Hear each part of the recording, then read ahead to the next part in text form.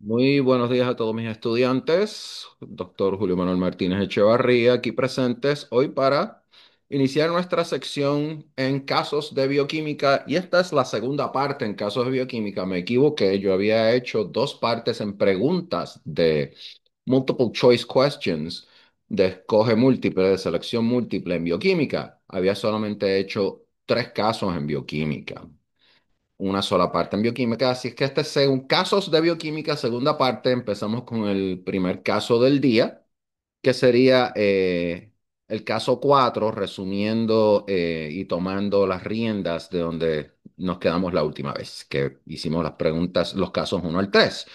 Un hombre de 27 años con poca atención médica previa fue llevado al servicio de urgencias médicas debido a un dolor torácico seguido de un colapso repentino. Un colapso repentino, los intentos de reanimación no tuvieron éxito, falleció. En la autopsia se encontró que tenía placas ateroscleróticas gruesas en las arterias, Eh, incluyendo las arterias coronarias y la aorta y las arterias renales. También tenía pequeñas lesiones elevadas de color amarillo marrón en las superficies extensoras de los brazos. Amarillo marrón, a mí me gusta llamarle ese color como un color tipo moho, como si fuera moho. La arteriosclerosis que tenía en la aorta era grave. Eh, la pregunta que tenemos, la primera pregunta sería, ¿cuál sería el diagnóstico más probable? Y este caso es relativamente fácil para contestar la primera pregunta. Eh, con todo y que tenía apenas 27 años. La segunda pregunta sería, ¿cuál es el patrón genético de la afección en particular? La tercera pregunta es, ¿cuál es la base molecular de esta afección? Eh, Uno, dos, tres, cuatro. Quinta pregunta, ¿qué mostraría un examen microscópico de las lesiones en los brazos de este paciente? Eh, Y en la última vamos a discutir, a tener una pregunta de tipo farmacología, pero orientada a la bioquímica. Si digo el medicamento, I'll blow the answer. Si digo el medicamento, obviamente vamos a contestar la primera pregunta. Y el medicamento, la última pregunta es, este tipo de medicamento, yo voy a sacar la pregunta, la contestación. Blanco, se utilizan con frecuencia para tratar esta afección. ¿Cuál es su mecanismo de acción? Y vamos a discutir el mecanismo de acción del medicamento. El diagnóstico más probable de este paciente es hipercolesteremia familiar. Se cae de la mata, bueno, aunque tenía 27 años, pero esa descripción que di es clásico.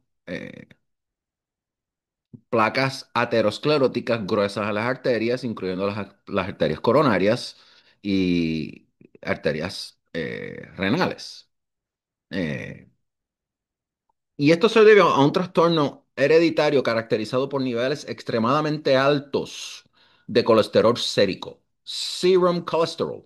Y la hiperlipidemia familiar tipo 1 está causada por una deficiencia de lipoproteína lipasa y provoca dolor abdominal, santomas y hepatoesplenomegalia, engrandecimiento del hígado. El tipo 3 es causado por un defecto en la síntesis de la apolipoproteína E2 y da lugar a los santomas palmares y santomas tuboeruptivos. Y el tipo 4 es causado por un aumento en la producción de las lipoproteínas de muy baja densidad, very low density lipoproteins, y una disminución en su eliminación. Eh, Eso contesta la primera pregunta. La segunda pregunta, ¿cuál es el patrón genético de esta afección?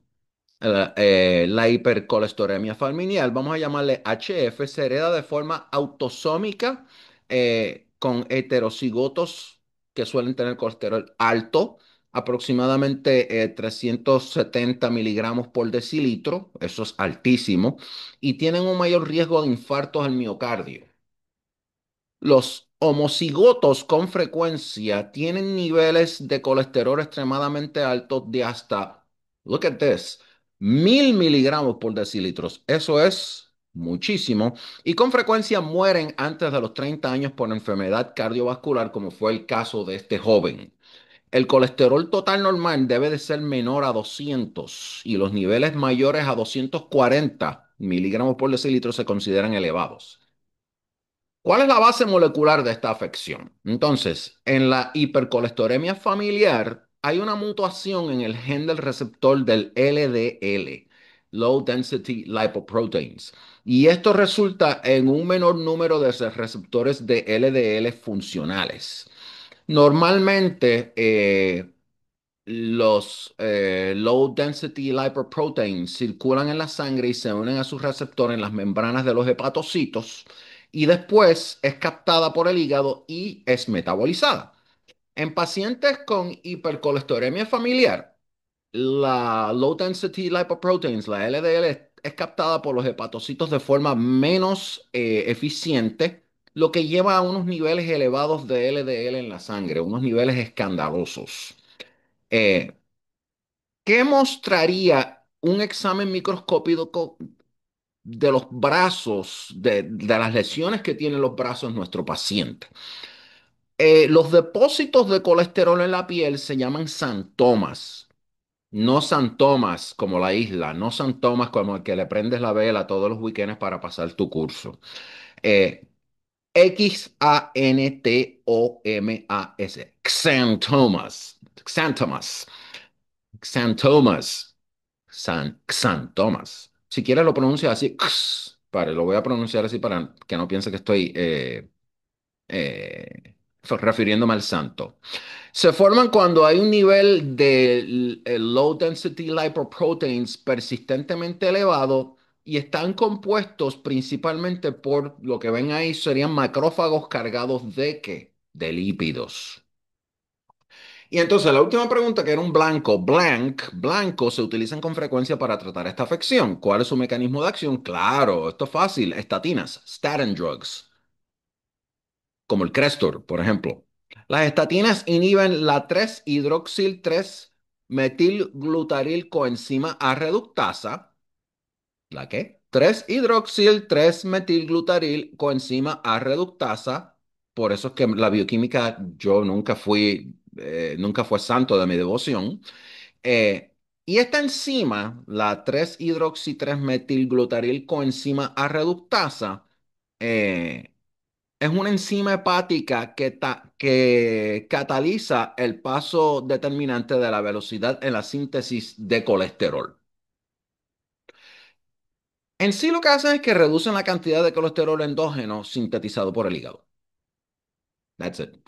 En su libro, que yo espero que ya hayan adquirido o le hayan dado download, First Aid for the USMLE Step 1 Review, van a ver el pasito con todo, acetil-CoA, 3 hidroxil 3 metilglutaril-CoA, una rayita hacia abajo, HMG-CoA reductasa. Cuando tienes el acetil-CoA en la presencia de toda la tiolasa, se produce acetoacetate-CoA y entonces de este acetato CoA se une una flecha al 3 en la presencia de Mg CoA sintasa, se produce entonces 3-hidroxi 3-metilglutaril CoA y termino ahí con mi ejemplo horrendo de bioquímica en este primer caso, en este cuarto caso. En el quinto caso, caso número 5, un niño de apenas 2 días de nacido es llevado al servicio de urgencias médicas por su mamá debido a vómitos frecuentes.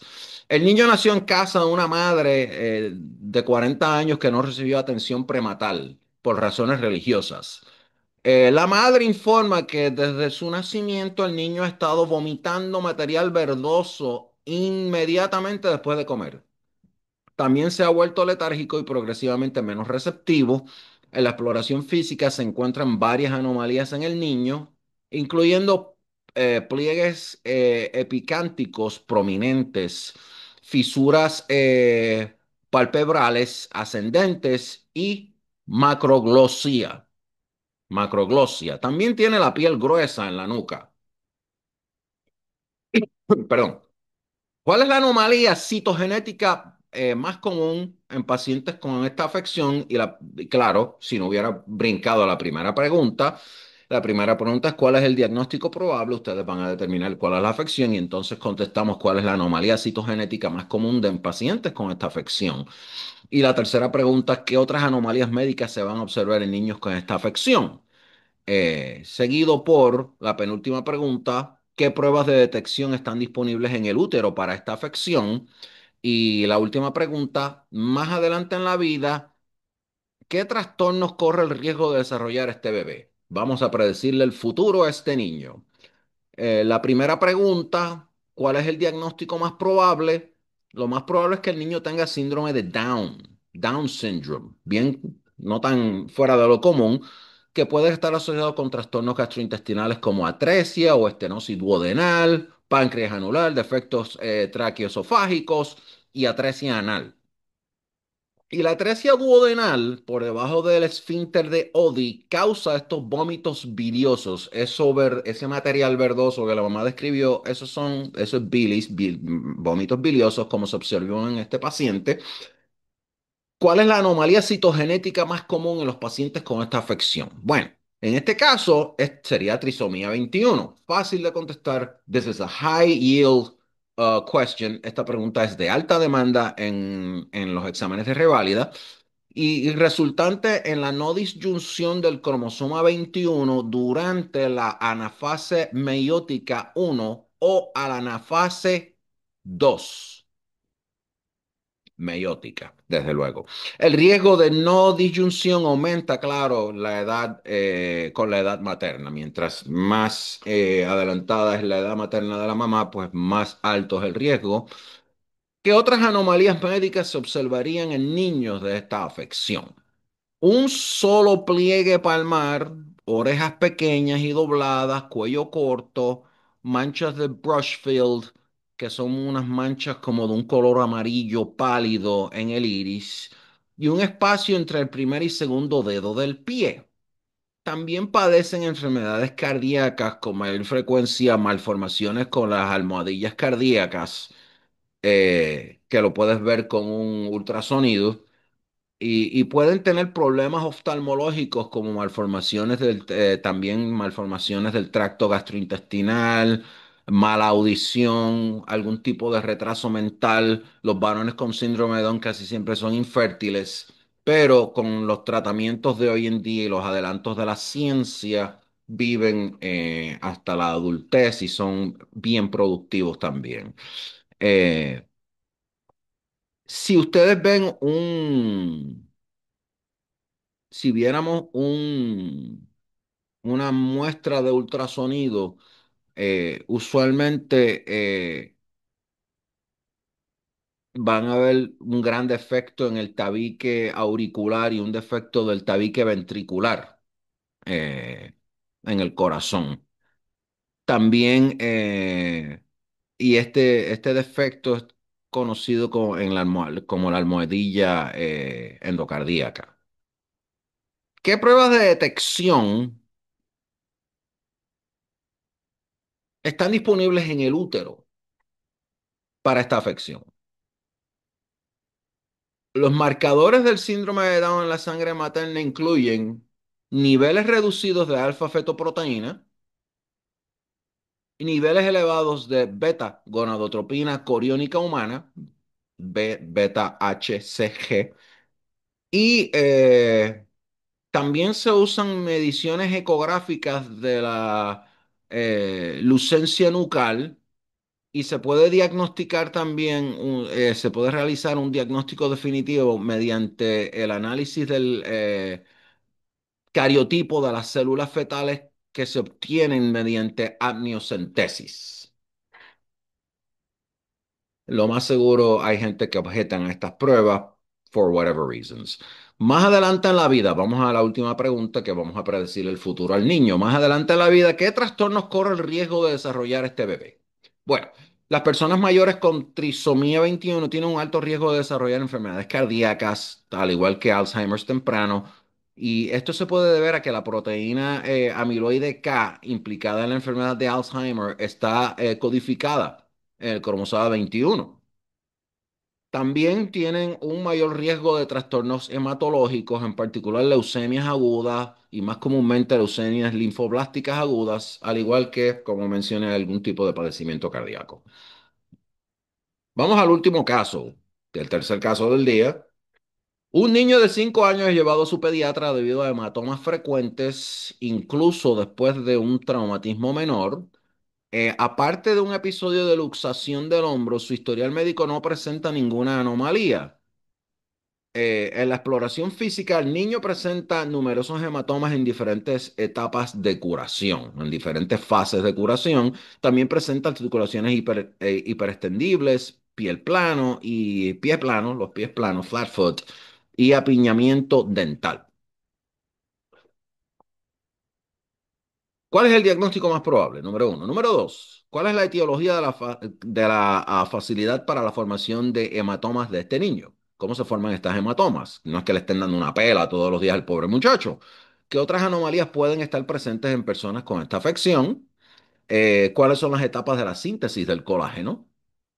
¿Y dónde se encuentran los cuatro tipos principales de colágeno en el cuerpo? ¿Cuál es el diagnóstico más probable en el caso? El síndrome de Ehlers-Danlos es más probable, aunque el síndrome de Marfan puede causar hipermovilidad articular. Es poco probable que cause hematomas con facilidad. La mayoría de las formas del síndrome de Ehlers-Danlos, Ehleers, rayita D de dedo, Anlos, Ehlers-Danlos, se heredan como mutaciones autosómicas dominantes. ¿Cuál es la etiología de la facilidad para la formación de hematomas en este niño? ¿Cómo se forman los hematomas? Mutaciones que afectan la formación del colágeno tipo 3, lo que puede impedir la síntesis adecuada o la modificación post-traduccional del colágeno. Y las hematomas son el resultado directo de defectos en el colágeno en las paredes de los vasos. ¿Qué otras anomalías puede presentar estas personas con esta afección? Piel delgada y frágil, formación anormal de cicatrices, aneurismos aórticos, rotura de las arterias grandes, rotura del intestino y el útero en las mujeres, el embarazo aumenta el riesgo de rotura uterina, entre otras cosas. ¿Cuáles son las etapas de la síntesis del colágeno? Número uno, traducción de proteínas en los ribosomas del retículo endoplásmico rugoso. Número dos, la hidroxilación de residuos de prolina y lisina en el retículo endoplásmico. Y este paso requiere vitamina C. Eh, Número tres, glicosilación de residuos de lisina para formar cadenas alfa. Eh, Tres cadenas beta forman una triple hélice de procolágeno en el aparato de Golgi. Y número cuatro, el procolágeno se secreta por exocitosis, perdón, exocitosis. Y número cinco, las enzimas extracelulares escinden las regiones terminales del procolágeno para formar tropocolágeno y por último, muchas unidades de tropocolágeno se alinean en una disposición escalonada, se entrecruzan para formar las fibras de colágeno finales. Y a esto le puedes dar rewind cuantas veces quieras. Suscríbete, dale like. Esto es gratis. Eh, lo hago por amor al arte, literalmente. ¿Dónde se encuentran los cuatro tipos principales de colágeno en el cuerpo? Bueno, tipo uno en el hueso, piel, los tendones, fascia, dentina y la córnea. Tipo 2, cartílago, el núcleo pulposo y el cuerpo vítreo. El tipo 3, ese es colágeno reticular que se encuentra en la piel, los vasos sanguíneos, el útero en las chicas, el tejido de granulación y el tejido fetal. Y el colágeno tipo 4, que son membranas basales, que se encuentran en las membranas basales. basal membranes. Y con esto terminamos nuestro repaso de hoy, nuestros tres casos. No sé si los había hecho anteriormente, si hice seis casos la primera vez o no. Si lo hice, pues mejor, buen repaso. Si no, pues, eh, sorry. Eh, con esto terminamos nuestra segunda etapa de casos en bioquímica. En nuestra próxima etapa, que será en un par de meses, vamos a asumir los casos 7, 8 y 9. Muchas gracias por su atención. Si les gusta el video, denle like, suscríbanse, estudien. Esto es gratis y lo hago literalmente por amor al arte. No estoy relajando cuando digo eso, ¿ok? Así que tengan un buen día y un buen fin de semana. Adiós.